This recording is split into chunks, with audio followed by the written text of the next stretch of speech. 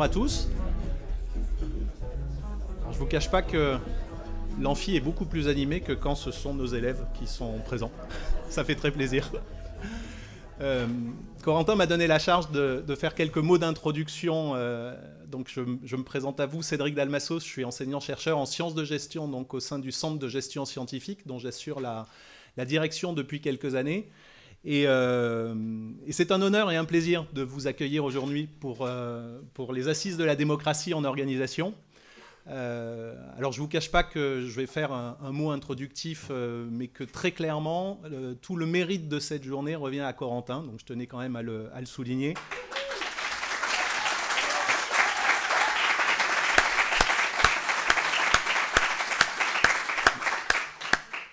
Et je me rattrape aux branches en me disant que c'est un ancien doctorant, mais c'est pas... Peut-être avant de donner la parole à Corentin, je souhaitais en tout cas partager quelques réflexions sur une vingtaine d'années d'activités de recherche collective qui permettent de comprendre pourquoi on s'est engagé sur l'organisation de ce collectif et sur ces travaux de recherche. Alors je ne vous garantis pas que ce soit super joyeux, mais cela étant, la réalité n'est pas toujours très très joyeuse. Donc juste pour parler... des points saillants, nous sommes confrontés aujourd'hui à une série de défis. Alors, on a l'habitude de présenter ces défis comme sans précédent, donc c'est toujours un petit peu embêtant, mais je vais dire exactement la même chose. Ce sont des défis sans précédent. Il y a déjà un premier défi qui, à mes yeux, est le défi démographique. C'est ce qu'on pourrait appeler le papy boom, mais c'est un peu patriarcal comme manière de dire. Donc on va dire le silver boom. Donc, qui déstabilise notre système de protection sociale, qui repose la question de la pénibilité au travail, et qui également, et c'est des travaux de recherche qu'on a menés une vingtaine d'années, déstabilise les organisations avec des départs en retraite massifs de personnes compétentes, formées, une grande difficulté à accueillir les plus jeunes dans les organisations.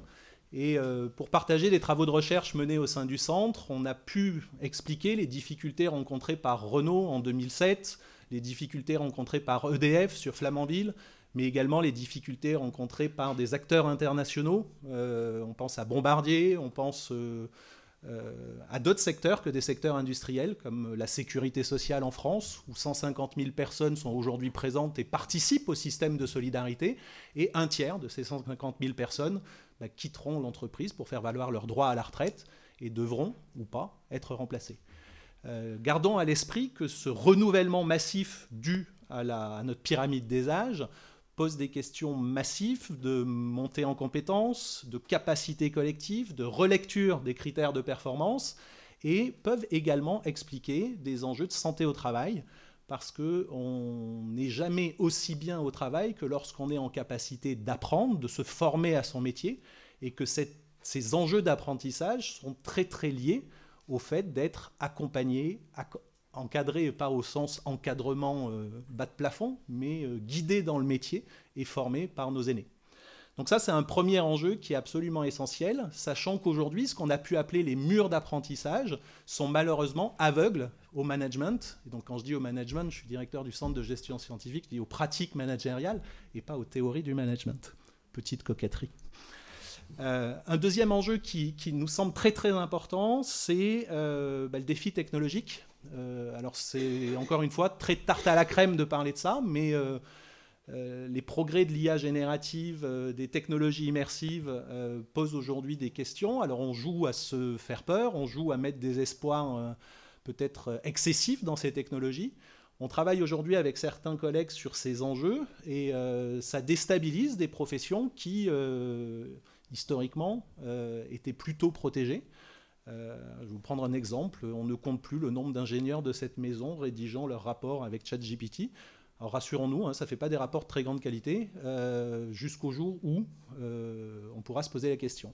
L'autre question, c'est les deepfakes. Aujourd'hui, on a des travaux de recherche sur la mobilisation d'avatars, où il me sera peut-être dans 2 ans plus possible de savoir si les échanges que j'ai en visio avec Thomas sont bien des échanges que j'ai en visio avec Thomas ou en visio avec quelqu'un ou quelque chose.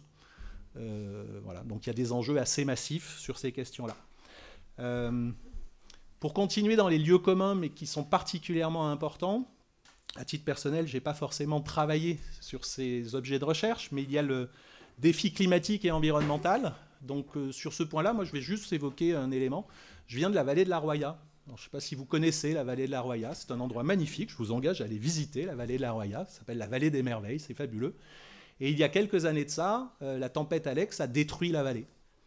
Et régulièrement, alors elle a été reconstruite grâce au soutien, enfin il y a eu énormément d'actions, hein, mais régulièrement, il y a des épisodes cévenols qui font effectivement que cette vallée est ravagée régulièrement. Alors il y a moins d'enjeux puisqu'on a organisé les infrastructures, mais très clairement, les enjeux climatiques, l'adaptation du travail face à ces enjeux, voir la place des organisations pour y faire face, est aujourd'hui quelque chose qui apparaît comme extrêmement important et extrêmement déstabilisant par rapport à nos manières de faire. Je rappelle à ce titre que tous nos critères de performance ont été construits sur une croissance dite thermo-industrielle, c'est-à-dire qu'aujourd'hui, en fait, on évalue la performance quelque part ancrée dans une manière de penser la croissance et une manière de mesurer notre performance collective qui potentiellement est soit néfaste pour notre planète, soit inatteignable à terme si les gisements des énergies fossiles s'épuisent, ce qui est a priori prévisible. La question, c'est quel horizon temporel.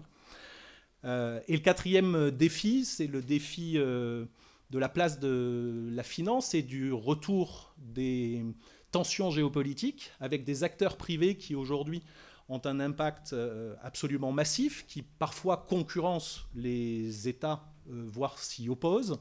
Et donc ça pose la question de la place de l'entreprise ou des organisations comme acteurs politiques et la place de la puissance, de la force et des équilibres entre ces différents enjeux. Par rapport à tous ces enjeux, il nous semblait absolument essentiel de se poser une question qui est dans quelle mesure le fonctionnement de nos organisations aujourd'hui, qui pour certaines sont démocratiques et pour d'autres ne le sont pas. Je vous rappelle que quand j'ai pris pour la première fois des fonctions de représentant du personnel et que du coup j'ai été formé au droit de la fonction publique, disons-le comme ça, le premier élément sur lequel on m'a formé, c'est le devoir d'obéissance. Je ne vous cache pas qu'en tant qu'enseignant-chercheur, je ne m'étais pas construit intellectuellement sur un devoir d'obéissance. Et pourtant, est-ce la bonne manière d'organiser un collectif, a fortiori d'organiser un collectif de chercheurs? On pourrait aller dans le privé, où des travaux de recherche validés, partagés, n'ont pas été entendus, ont été entendus 10 ans plus tard dans des rapports officiels, et pourtant conduisent les organisations à répéter les mêmes erreurs, aujourd'hui encore.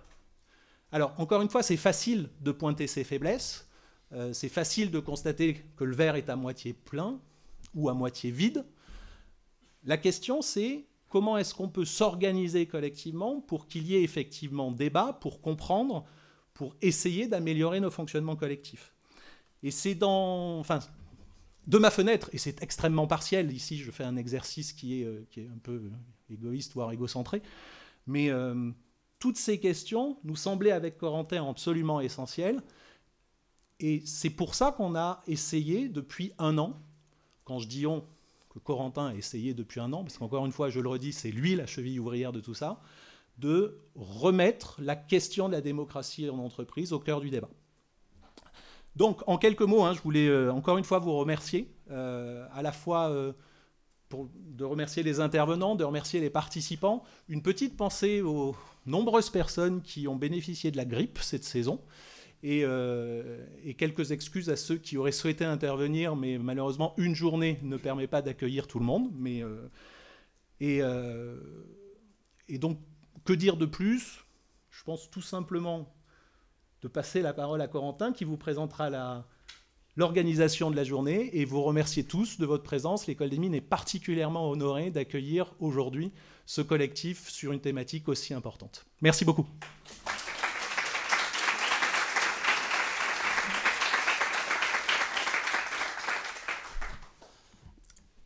Un grand merci à mon brillant directeur de thèse.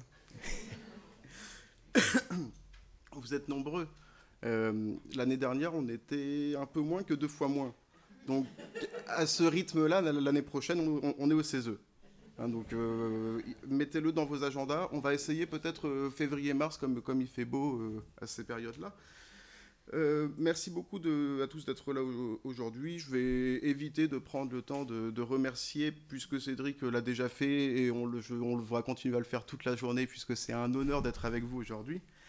Pour introduire la journée sur la démocratie en organisation, on pourrait remonter... Enfin, sur la démocratie d'ailleurs, hein, on pourrait remonter très très loin, puisque la démocratie a une vieille histoire. Mais si on essaye de remonter le moins loin possible, moi ce qui me vient en tête, c'est le 10 juin dernier. Pour le 10 juin dernier, vous savez tous ce qui s'est passé le 9 juin dernier. Donc le 10 juin dernier, on s'est tous réveillés un peu choqués, un peu interloqués, un peu à se dire qu'est-ce qui va se passer. Et en fait... quelque chose, on ne sait toujours pas comment les choses vont évoluer, que ce soit en France ou dans le monde. Par contre, ce dont plusieurs d'entre nous, en tout cas moi, j'en suis certain, c'est que c'est le marqueur qu'il va falloir inventer un nouveau monde. Et dans ce nouveau monde, il y a une question qui se pose, et pas qu'en France, hein, on l'a vu la semaine dernière aux États-Unis. La question qui se pose, c'est est-ce qu'on veut plus de démocratie ou est-ce qu'on veut moins de démocratie? Et à l'Agora d'Odesse, je pense que je suis assez... je ne trahis la pensée de personne en disant qu'on veut un peu plus de démocratie. Donc de commencer par les organisations et voir ce qui se passe au niveau de la société. Donc la démocratie, nous qui l'étudions, la travaillons, la pratiquons, hein, et je vais juste représenter rapidement l'Agora d'Odesse, j'ai l'impression que ça nous connaît.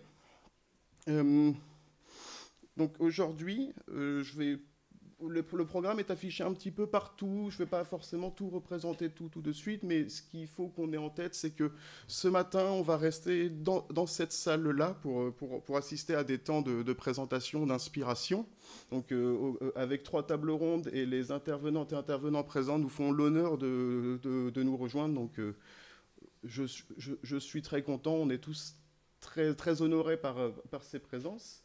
Et ensuite, cet après-midi, on va se subdiviser en ateliers parallèles. On en reparlera tout à l'heure. Avant tout ça, je vais dresser rapidement un petit bilan de l'année, puisque comme disait Cédric, ça fait 1 an qu'on existe officiellement.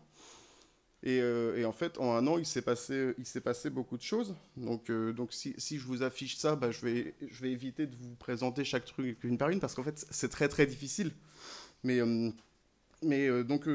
pour vous raconter l'Agora d'Odesse, pour ceux qui ne connaissent pas, rattaché à la Fondation des Mines, l'Agora d'Odesse, qui signifie dynamique et organisation de la démocratie économique et sociale, est une communauté, un laboratoire d'idées qui réunit des chercheurs et des praticiens qui travaillent tous sur la démocratie en entreprise, chacun avec des approches très différenciées, et en se disant que si on apporte un peu de démocratie dans l'entreprise, on va peut-être pouvoir apporter un peu plus de démocratie dans la société. Et l'année a été consacrée au développement qui passait par la mise en place d'une newsletter mensuelle on est aujourd'hui lu par 400 personnes mensuellement. On a créé un site web, on a élargi le réseau, on le voit qu'à chaque fois qu'on se réunit, on est de plus en plus nombreux. On a fait quelques événements complets aussi la semaine dernière, donc le but n'est pas de fermer des portes, donc on cherche toujours des lieux un petit peu plus grands et des formats qui permettent de vraiment travailler ensemble à un petit peu plus nombreux. Donc on a organisé une 15aine d'événements, on a réuni près de 200-300 personnes sur l'année. On a constitué un groupe d'une 60aine de chercheurs et chercheuses, que ce soit en France, en Belgique, un petit peu au Québec, qui travaillent sur la démocratie en organisation. Et on a une forte mobilisation sur certains travaux. Et plutôt que faire une liste, parce que je trouve que c'est pas très intéressant, et je peux pas forcément sortir des chiffres, puisque ça amènerait à comparer des choses qui ne sont pas forcément comparables, je vous propose juste qu'on donne la parole à 4 personnes à qui j'ai demandé de présenter. Donc Solveig a participé à la première Casagora qu'on a organisée. Et on va...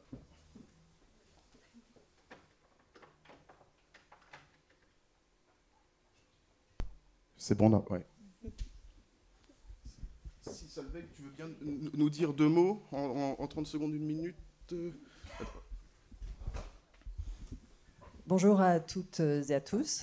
Je suis enchantée. Merci beaucoup, Corentin, de me donner cette occasion de de parler. Alors, j'étais à la première Agora il y a 1 an et j'ai eu la chance de participer à une Agora, à une Casa Agora, qui est un très joli mot inventé sans doute par Corentin, sur, voilà, vous le voyez en fait sur les slides en bas à gauche, sur les systèmes et pratiques de gouvernance. Alors, une Casagora, voilà, j'ai un petit peu de mal, pardon, c'est lundi matin, enfin, voilà, on n'est pas lundi matin non plus, donc j'ai pas eu assez de café, moi j'étais dans la team café. Tout ça pour dire que c'est un moment, c'est une soirée débat, un forum d'échange et de pratique, c'est en l'occurrence sur les systèmes et pratiques de gouvernance.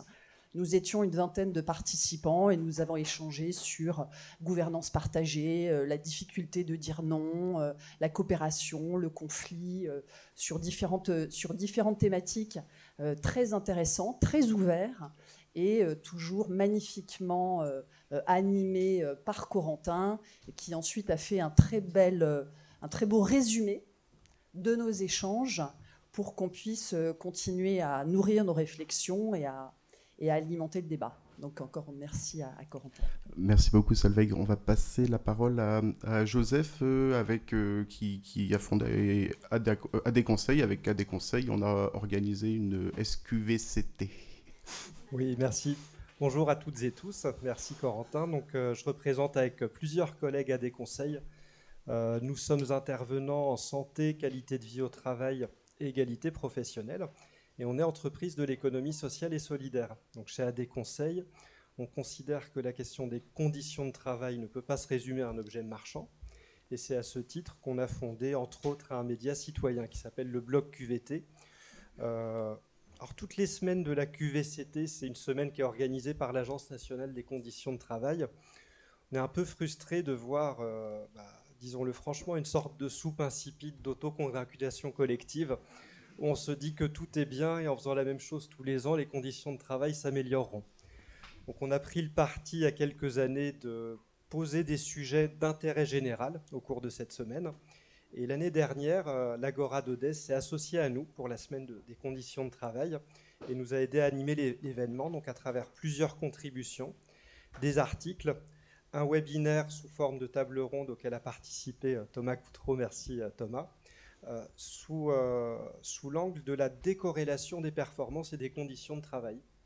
On a souhaité poser une question simple. Est-ce que l'amélioration des conditions de travail doit être assujettie à un objet utilitaire, à savoir l'amélioration de la performance? Ou est-ce qu'on ne doit pas rétablir la santé, l'intégrité au travail comme un droit fondamental qui ne doit pas être assujetti à d'autres considérations? Donc grâce à l'Agora, on a pu porter le débat haut et fort. Donc un grand merci à toutes et tous pour avoir contribué à notre SQVT. On va maintenant passer la parole avec Éline, à Éline, parce que... Oui, c'était le cas, hein? Oui, pardon. Parce que on est en train de coordonner un ouvrage et en fait on a eu énormément de succès sur les contributions et je pense que c'est bien d'en dire quelques mots. Oui, effectivement. Alors il y a un projet d'ouvrage collectif, ça a été ressorti de la première journée de l'Agora, ce projet de vouloir faire un livre collectif ensemble. Et il y a un appel qui avait été paru et rédigé par Corentin juste avant l'été. Aujourd'hui, on a presque déjà la 50aine de contributions. Qui est qu'on a revu à plusieurs reprises. Donc un grand merci à tous les auteurs qui ont joué le jeu de la rédaction, de la relecture, etc. Faut savoir que c'est un ouvrage qui est rédigé à la fois par des chercheurs et par des personnes qui ne sont pas dans la recherche, mais qui ont des expériences et des pratiques de la démocratie dans leurs organisations. On est actuellement dans la phase de consolidation et d'organisation des textes. On recherche encore un éditeur, on est en discussion avec plusieurs. Voilà, on va reprendre les travaux là-dessus dès la semaine prochaine.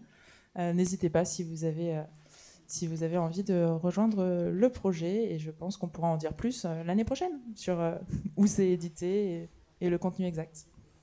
Merci beaucoup, et on va donner la parole à une dernière personne qui va d'ailleurs passer devant, c'est Isabelle Ferreras, parce qu'on a aussi quelques attaches internationales, on dirait ça comme ça.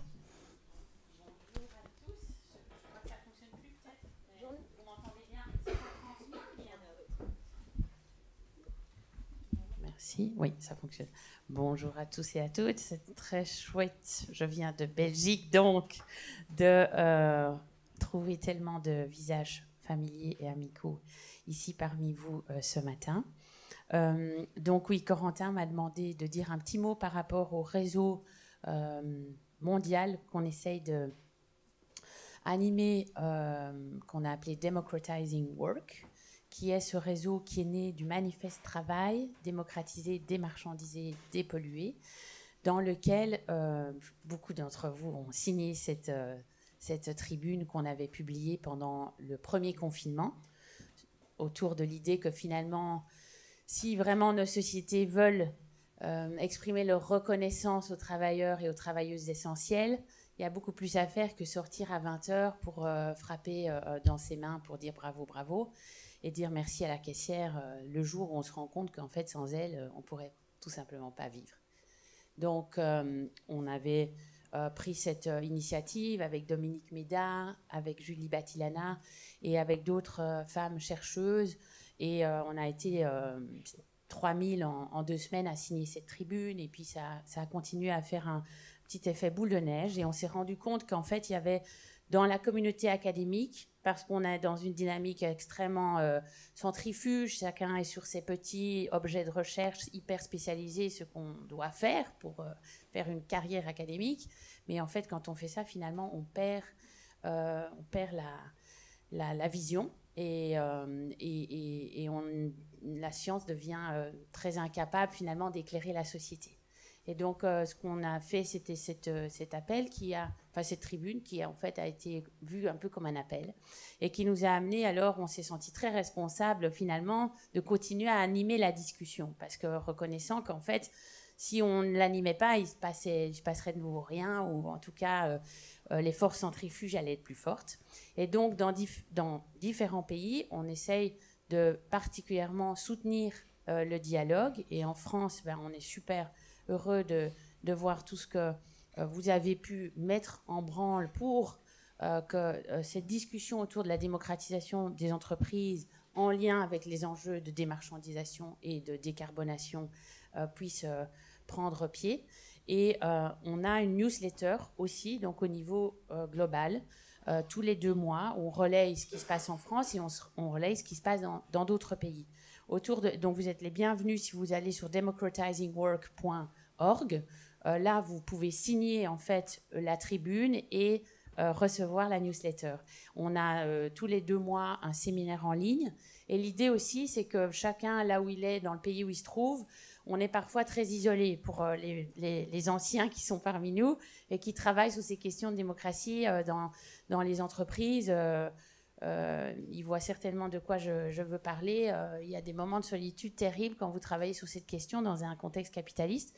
Et donc, c'est très important. C'est vraiment une expérience qu'on fait maintenant à chaque fois, de voir que le fait d'être en réseau au niveau mondial, ça encourage chacune là où il se trouve. Parce qu'on a justement... on voit les bonnes nouvelles. Il y a certains pays dans lesquels il y a des avancées. Peut-être en Espagne aujourd'hui, il y a un dialogue très intéressant Nous, on a le gouvernement le plus progressiste d'Europe. Là, il va peut-être se passer quelque chose. Ça peut nous encourager là où chacun se trouve. Mes collègues aux États-Unis, il ne faut pas en parler de l'état dans lequel ils se trouvent. Voilà. Donc, il faut sortir de notre cadre national aussi pour cela. Et c'est le rôle qu'on essaye de jouer.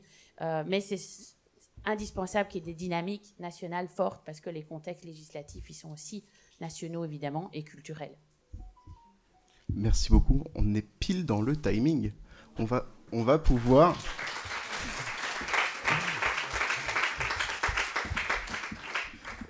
Merci beaucoup. Merci à tous, merci aux 4 personnes qui ont bien voulu témoigner. Je trouvais que c'était beaucoup plus intéressant que dresser une liste qui, au final, a peu de sens. En tout cas, si vous voulez en savoir plus en détail, on essaye de maintenir à jour le site internet. Donc il y a plein de ressources dessus qui peuvent soit vous intéresser, soit vous être utiles, soit être transmises à vos différents contacts.